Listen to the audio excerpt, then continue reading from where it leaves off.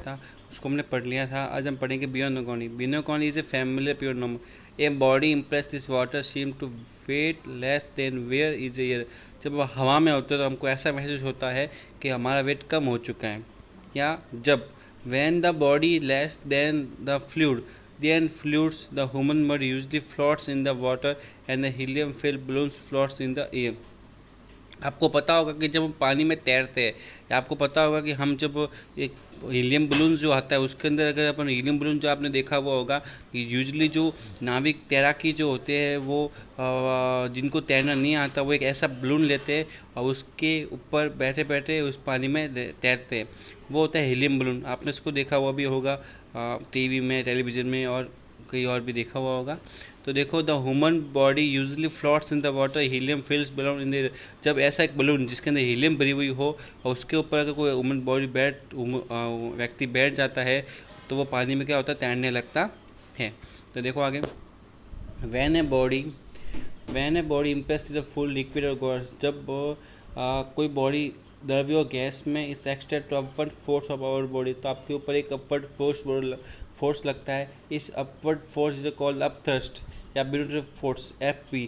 इस ब्यूनिट्री FP force से हमको ऐसा महसूस होता है कि हमारा जो वेट है वो रियल में क्या हो गया, कम हो गया। आपको पता होगा, जैसे मैं आपको बताता हूँ, किसी हाइट से, ऐसी हाइट से अगर आप नीचे की ओर कूदते हैं तो हमको बीच में ऐसा महसूस होता है कि हमारा वेट बिल्कुल नहीं है। तो ऐसा क्यों होता है? तो वो होता है ब्यूनिट्री फोर्स FB के कारण। तो देखो, the buoyant force is termed the bureaucracy.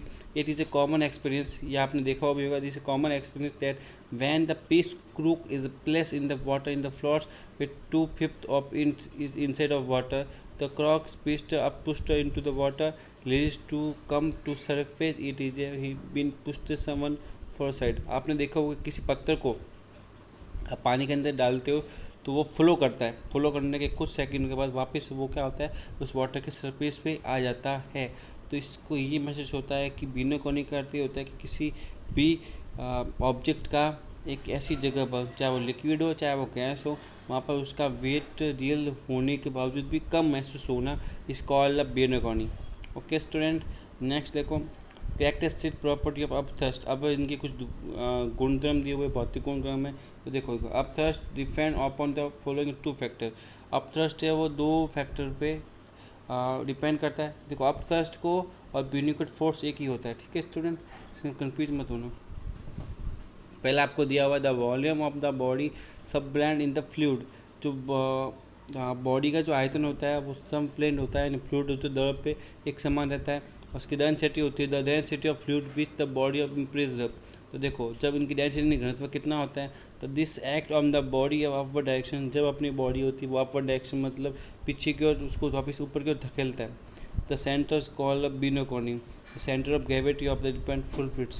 तो देखो, पहला दिया हुआ है, it is a found of the greater the volume of the body greater the upthrust is experienced when placed inside the fluid। जब पानी की जो पानी का द्रव्यमान, यहाँ पे अपने बॉडी का जो आयतन होता है वो पानी के द्रव्यमान से कम होता है। फॉर एग्जांपल देखो, a place of peace of wood of water, किसी लकड़ी के टुकड़े का पानी फेंकते हैं तो वो क्या करता है, वापस अपथ्रस्ट होता है। Now replace piece of wood of bigger piece, what you find, it is notice the you apply the greater force pushing in the water, this to fact upthrust acting on the speed of increased, this is volume increase the volume of the piece. इसका मतलब ये होता है कि किसी भारी वस्तु को, किसी जितनी भारी वस्तु को अगर पानी के ऊपर फेंकते हैं तो उसकी डेंसिटी ज़्यादा होती है पानी के कंपैरिजन में। डेंसिटी ज़्यादा होगी तो पानी में तैरेगा नहीं, पानी में डूब जाएगा। लेकिन दूसरे में लिखा हुआ है कि अगर किसी की डेंसिटी होती है वो अपने अपथ्रस्ट से, अब देखो, the also found the greater the density of the fluid greater upthrust apply on this body. For example, when the piece of wood pushed into the different force have applied to show the danger fluids more the force required to push the body into the region we apply more force pushing the salt water or on into the ordinary water। इसका मतलब होता है कि जब आपकी density पानी की density से कम होती है तो आपकी जो वस्तु को पानी में तैरेगी। तो ये दो इसके ऊपर डिपेंड करती है बियोनोकॉनी। और बियोनोकॉनी का अर्थ होता है ऐसा महसूस होना कि रियल में अपना जो वेट है उसको, लिक्विड और ये गैस में होता है, सॉलिड में ऐसा नहीं होता है, याद रखना, ठीक है स्टूडेंट।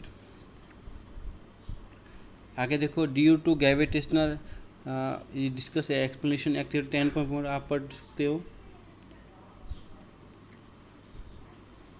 उसमें ये लिखा हुआ बता देता हूँ मैं आपको कि एक आपको कुछ 3 आपको एक्टिविटी दी हुई है, उसको आप उनको एक प्लास्टिक बोतल लो, एक मैं बता बाकी आप कर लोगे। ठीक है स्टूडेंट, टेक ए इम्पोर्टिव प्लास्टिक बोतल, एक प्लास्टिक बोतल लो, क्लोज द माउथ, उसको मुंह को बंद कर दो उस बोतल के, with the air tight stopper, एक ऐसा एयर टाइट स्टॉपर आता है जिसको कस के बांध लो, और put into the blanket fill the water, और उसके ऊपर पानी को गिराओ, यू सी द बोतल फ्लोट्स, सिकुड़ जाएगी।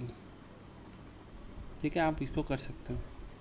ऐसे भी 8 क्लास में ऐसी आपको एक्टिविटी मैंने बताई भी थी, जिसने 8 क्लास पढ़ी होगी वो, या आपको टीचर ने बताई होगी।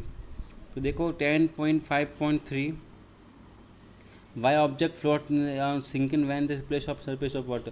तो देखो जब कोई ऑब्जेक्ट होता है वो पानी के ऊपर तैरता है या सरफेस पर तैरता है तो क्या होता है, देखो when perform this flowing to activity in understand this.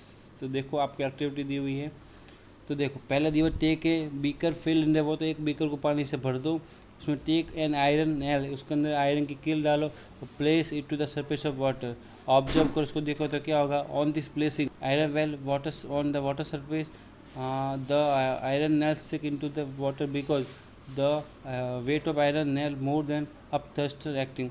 जो आयरन नेल का जो वेट होता है वो ज़्यादा किससे होता है, अप थ्रस्ट एक्टिंग से ज़्यादा होता है, इसलिए वो नेल क्या होगी, पानी के अंदर डूबेगी, पानी के अंदर तैरेगी नहीं। दूसरी एक्टिविटी आपको ये दी, आगे देखो take a beaker fill in the water, take a equal piece of cork and iron nail of the equal mass, एक आपको क्रॉक और एक आयरन नेल लेनी है।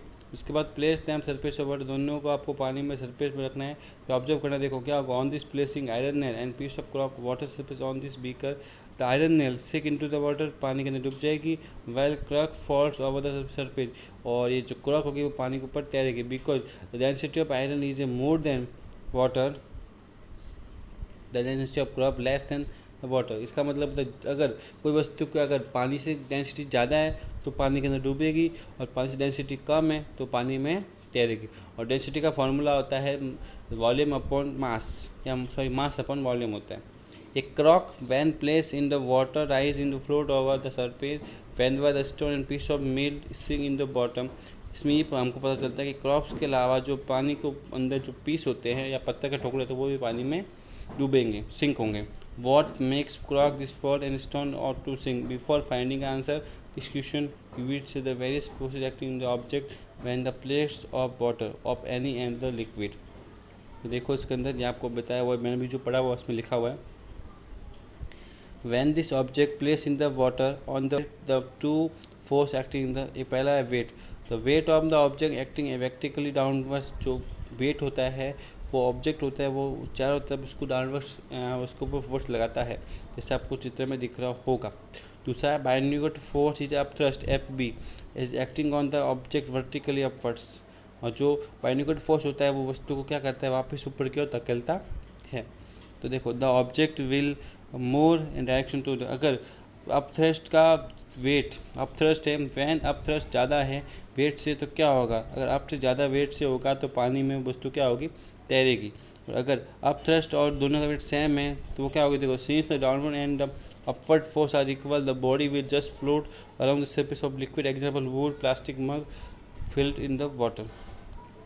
ठीक है, इसमें देखो अगर इसमें देखो पहले चित्र में क्या है, वेट अप थ्रस्ट ऊपर लग रहा है, वेट चलेगा तो पानी ऊपर तैरेगी, वेट नीचे अप थ्रस्ट ऊपर है तो वस्तु ज़्यादा है तो नीचे तैरेगी, और अगर वेट ज़्यादा है और अप थ्रस्ट कम है तो पानी में डूबेगी। When the up F B का जो मान है, अप थ्रस्ट का मान है वो डब्ल्यू से कम होने पर क्या होगा, the since the downward force is a greater than upward force the body will sink in iron nail of stone. तो दोनों अवस्था में अगर अप थ्रस्ट और वेट बराबर हो या अप थ्रस्ट से वेट कम हो तो भी पानी में वो तैरेगी, और अगर आपका अप थ्रस्ट कम है और वेट ज़्यादा है तो पानी में डूबेगी। जैसे आपका ह्यूमन बॉडी होती है, जब तक उसका जो वेट हो, जब तक उसके अंदर वाटर होता है, वो अगर उसका कोई व्यक्ति अगर डूबता है तो सबसे पहले वो पानी के अंदर जाता है। फिर क्या होता है, जब वो पानी के अंदर जाने का उसके ऊपर शरीर के अंदर जब पानी भर जाता है तो वो एक बैलून की तरह बन जाता है, और जब वो बैलून की तरह बनता है तो फिर वो पानी के ऊपर तैरने लगता है। ठीक है स्टूडेंट, दोस्तों आज के लिए सिर्फ इतना ही, आगे वाला अपन कल पढ़ेंगे, नेक्स्ट क्लास में पढ़ेंगे। Thank you student.